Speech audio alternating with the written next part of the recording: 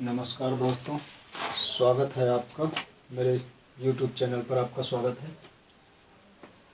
चलिए दोस्तों, आज शुरू करते हैं गणित कक्षा 10 NCERT का चैप्टर 7।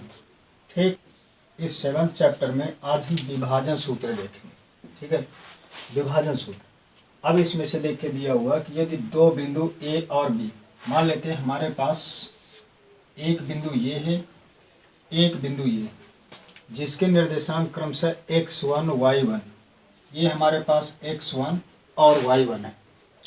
ठीक, दूसरा x2 और y2 है, ये हमारे पास x2 और y2 है। ठीक, यहाँ तक बात क्लियर है।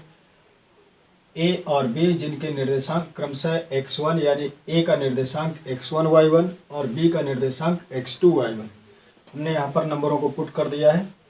इस A रेखाखंड को, ये जो AB रेखाखंड है, M1 M2 के अनुपात में आंतरिक रूप से विभाजित करने वाले बिंदु, अब मान लेते हैं आंतरिक रूप से विभाजन करने वाले एक यहाँ पर कोई बिंदु P है।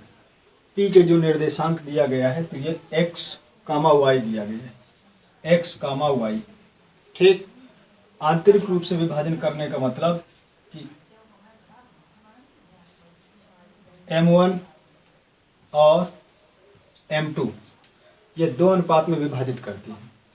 तो x और y के अनुपात क्या होंगे, यानी x बराबर क्या होगा, y बराबर क्या होगा।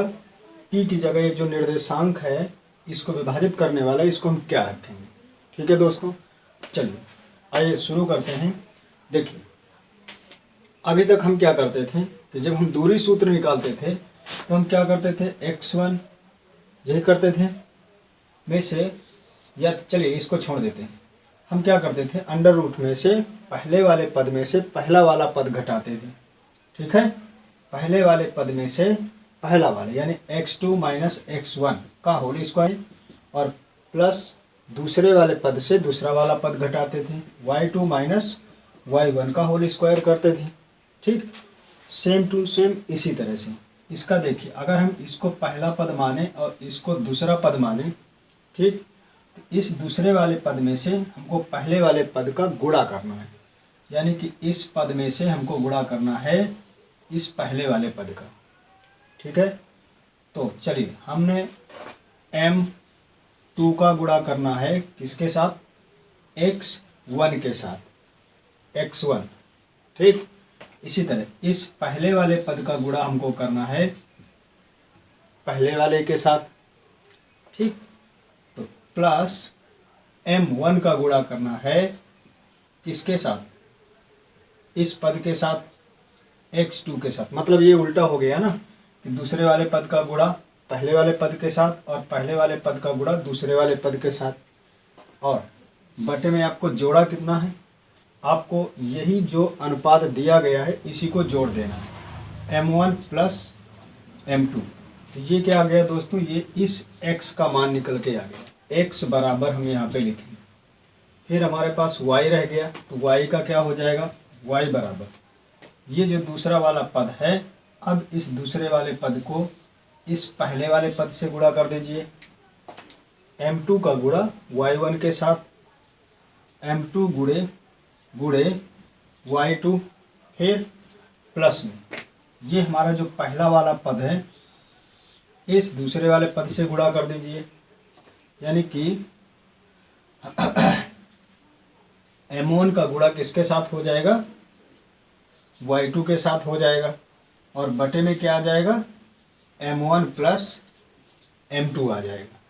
ठीक, तो इस तरह से हमारे पास अगर देखा जाए एक शब्दों में कि AB को विभाजित करने वाले कोई बिंदु P, तो उसके निर्देशांक क्या होंगे, तो x बराबर, चलिए इसको एक बार मैं फिर से बिगाड़ देता हूँ, बिगाड़ के इसको फिर से देखते हैं, तो इसको हल कर सकते हैं। ठीक है दोस्तों, ये बहुत अच्छा सूत्र है, आप लगाएंगे, एंजॉय करेंगे, बहुत अच्छा लगेगा आपको। चलिए ठीक, तो सबसे पहले देखिए हमको क्या करना है, M2 को इसके साथ गुणा कर देना है। ठीक है, तो चलिए m2 गुणे x1, फिर m1 को इसके साथ गुणा कर देना है, इसका पहला वाला पद और इसका पहला वाला पद, प्लस m1 गुणा x2 और बटे में जो अनुपातिक संख्या है उनको जोड़ देना है, m1 प्लस m2।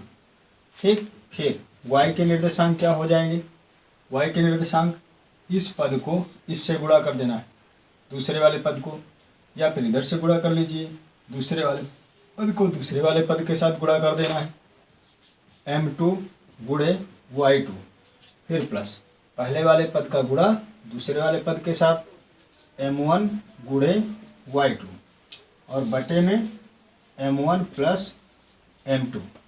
ठीक, तो देखिए ये हमारे पास विभाजन सूत्र का फार्मूला निकल करके आ गया। देखिए कितना सरल फार्मूला था। ठीक है दोस्तों, चलिए अब हम आगे की तरफ बढ़ते हैं, देखते हैं दूसरा